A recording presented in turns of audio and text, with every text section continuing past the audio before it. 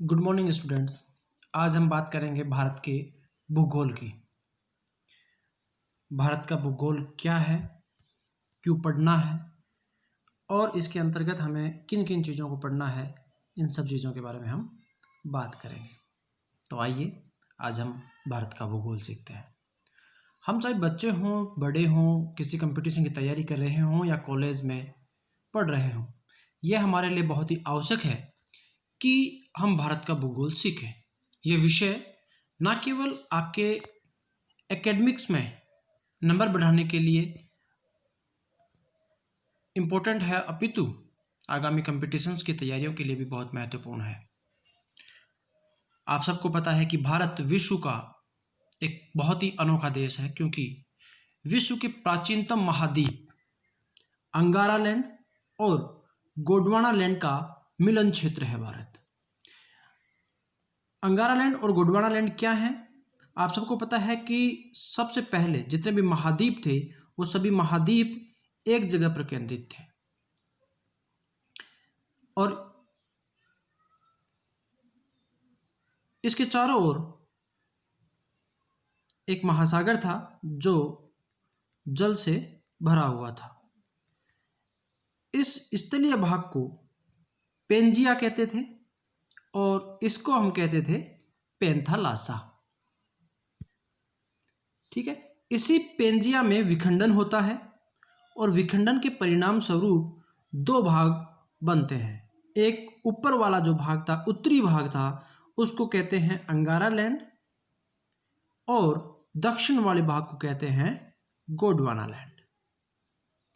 तो इन दोनों प्राचीनतम जो महाद्वीप थे, इनका मिलन क्षेत्र भारत है।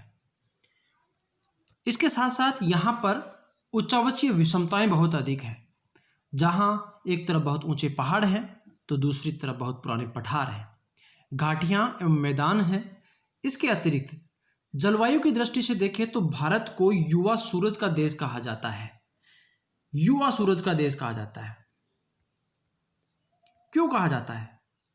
यह युवा सूरज का देश किसे कहा जाता है? ऐसे देश जहां पर सूर्य की किरणें वर्ष भर लंबवत होती हैं, उन्हें युवा सूरज का देश कहते हैं। ऐसे देश तो बहुत हैं, लेकिन एक खास विशेषता केवल भारत में पाई जाती है और वो ये है कि युवा सूरज का देश के साथ साथ यहाँ पर बर्फीली हवाएं भी चलती हैं।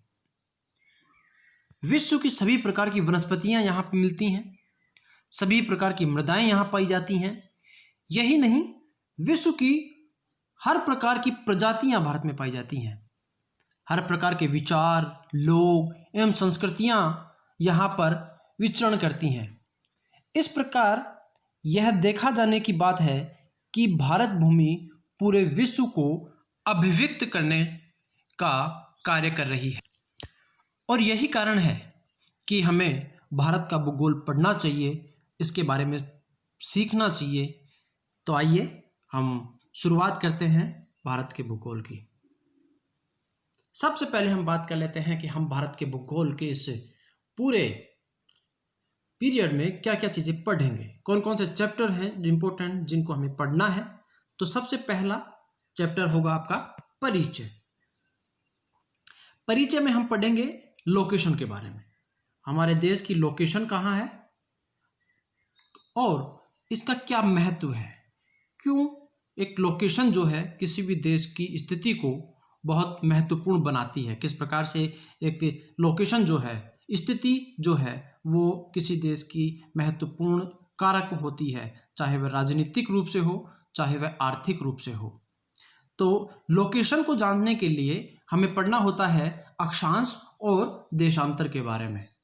इसके साथ साथ हमारे जो देश है, उस देश के आसपास कौन कौन से देश हैं, यानी कि पड़ोसी देश कौन कौन से हैं, सागर कौन कौन से हैं, महासागर कौन कौन से हैं, इन सब चीज़ों के बारे में हम चर्चा करेंगे। दूसरे चैप्टर में हम बात करेंगे भारत की भूगर्भिक संरचना की। भूगर्भिक संरचना की बात करें तो भारत की एक विशेषता है कि यहाँ पर प्राचीनतम चट्टानों से लेकर के नवीनतम चट्टानें पाई जाती हैं। इस भूगर्भिक संरचना में जो भिन्नता पाई जाती है, जो विविधता पाई जाती है, इस विविधता के लाभ बहुत अधिक हैं। हमें उन विविधताओं को पढ़ना है और साथ ही साथ इसके जो लाभ हैं उनको हमें पढ़ना है। तीसरा चैप्टर होगा आपका भारत के प्रमुख भौतिक विभाग। फिजियोग्राफी ऑफ इंडिया को हमें पढ़ना है। आप सबको पता है कि भारत को भौतिक रूप से 5 भागों में बांटा गया है। उत्तर का पर्वतीय प्रदेश जिसको हम हिमालय क्षेत्र कहते हैं, दूसरा प्रायद्वीपीय पठारी प्रदेश, मध्यवर्ती मैदानी प्रदेश, तटवर्ती प्रदेश और आइलैंड क्षेत्र। इसमें भी हम देखें तो सबसे प्राचीनतम जो क्षेत्र है हमारा, वो है हमारा पठारी प्रदेश। जो पठारी प्रदेश है इसके बाद में निर्माण हुआ उत्तर के पर्वतीय प्रदेश का। तीसरे नंबर पर फिर बात आती है, इसी के साथ साथ जो हमारे आइलैंड हैं, अंडमान निकोबार द्वीप समूह, लक्षद्वीप, इनका निर्माण हो रहा है। इसके बाद जो नंबर आता है वह है तटवर्ती मैदानी क्षेत्र का, और सबसे नवीनतम है हमारा मध्यवर्ती मैदानी प्रदेश। तो रैंक के हिसाब से हम बात करें तो सबसे प्राचीनतम है आपका प्रायद्वीपीय पठारी प्रदेश। दूसरे नंबर पर आता है आपका उत्तर का पर्वतीय प्रदेश। तीसरे नंबर पर आइलैंड क्षेत्र।